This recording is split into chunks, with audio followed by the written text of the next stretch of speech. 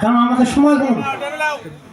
হাত পাতলা করে কাজ করো, গান শুনলে হাত পাতলা করে কাজ করো। আমার কিন্তু বহুত সময় আছে এখনো, কারণ আমরা সব টাইমে কাজ করার চেষ্টা করছি। তোমরা যদি এখন সময় ধরে কাজ করতে এই বৌদি চালু করো, উলু মারো তো, উলু মারো মিষ্টি মুখ পড়তো না, উলু মারতো।